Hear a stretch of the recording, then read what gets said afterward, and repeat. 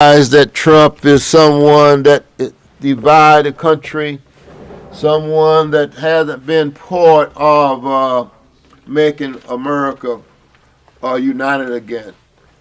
Even our foreign partners, Britain and England and Germany, and all those Western countries is looking at some of the decisions he is making. He is destroying the Constitution. He is destroying the institutions. He is destroying the FBI. He's destroying the CIA and even the military. But as I came to you many times before, as I look you in the eyes and I tell you, I will not back down against this administration. Our executive branch right now is a shame. It's one thing to have the people on the bottom, the clerks, and those that work in office. But when you have an administration, especially the executive branch of government, over the Supreme Court, over the Congress, over the Senate, over the FBI and the CIA, though we have three equal branches of government right now, as you know, the government is not functioning as it was designed to do by the formers. Some of our institutions, instead of using their leverage as the equal government, they are succumbing to the Trump administration. My friend, that should not be. This is 2018, my friends. That should not be. And not only that, even Trump, he's a divider. Look what he did here. A federal court judge in Brooklyn put a stop at lease for now. The President Donald Trump planned to wind down a program that shielded nearly 800,000 young immigrants known as the Dreamers from deportation. The primary injunction Tuesday by the U.S. District Judge Nicholas Garoffi means those immigrants brought to the country illegally as children and who has been protected under the Deferred Action for the Children arrival at DACA can renew their enrollment in the program. Garoffi decision coincided with a separate ruling issued last month by a federal judge in California that is involving closer to the considerations by the U.S. Supreme Court. Immigrants advocates said both cases boasted their argument to keep DACA alive. In his decision, Garfield said that while the president and his administration have broad discretions to set immigration enforcement priorities, the government was treading on erroneous legal grounds in ending this program.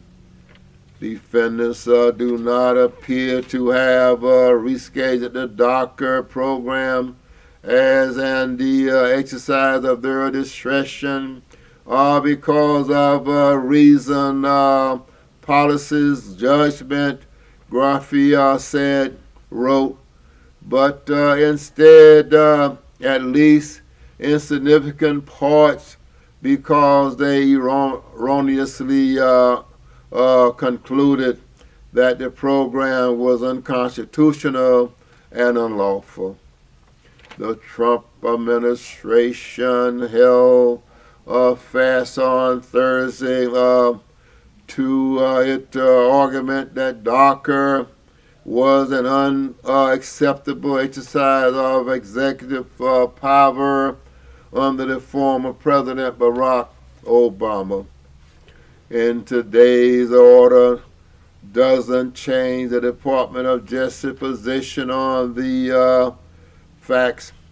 DACA was implemented unilaterally after Congressman inclined to extend these benefits to this same group of illegal aliens. As such, it was unlawful to circumvent of Congress, and said David O'Malley, a spokesman for the U.S. Department of Justice. In a statement, the Justice Department will continue to vigorously defend this position.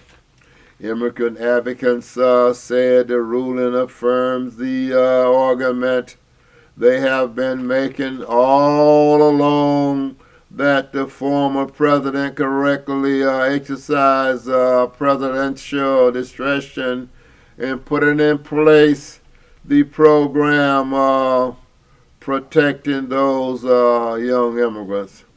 The Trump administration was wrong to leave it, and was wrong on its facts, and it was intentionally inconsistent in its argument, said Susie Ann Avert, a law student serving as counsel in a case on behalf of the Workers and Immigrant Rights Advocates Clinic in Yale Law School.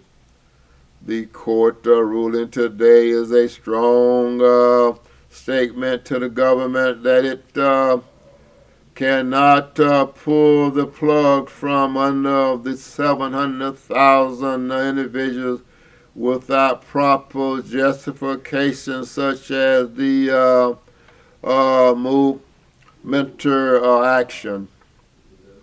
However, even advocates agreed on Tuesday the ruling is not the end game on DACA. The U.S. Supreme Court may consider oral argument on related cases as soon as the week, and Congress is preparing legislative solutions. The Brooklyn case, originally filed on behalf of Martin Jonathan Vattel, again against the Secretary of the Department of Homeland Security.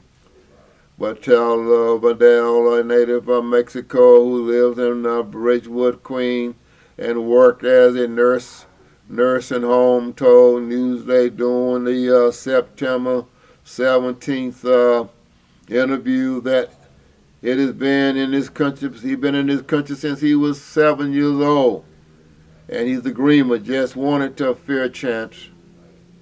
We are not criminals, he said. All we want is an opportunity to work and live our lives and live our dreams in America. My good friends out there in Radio Land, DACA is important because it keeps the dreamers together. It keeps families together. Do you realize, my friends out there in Radio Land, that the president is trying to divide families, sending the parents back to the relative countries, Mexico, you name it, Jamaica, you name it. All those Caribbean countries, especially the brown and black countries. But my friends, we got help on the way because November is coming. I'm asking all of my friends out there in Radio Land, all 100,000 listen to this program. I'm asking you to go out and vote in these primaries. Go out and vote in these general elections. And put people in there, whether they're Republicans or Democrats, the ones that are going to vote for America, to keep America together again. America should never be divided by race and class. There is no division in America. So keep America great again by keeping America together again. That's the way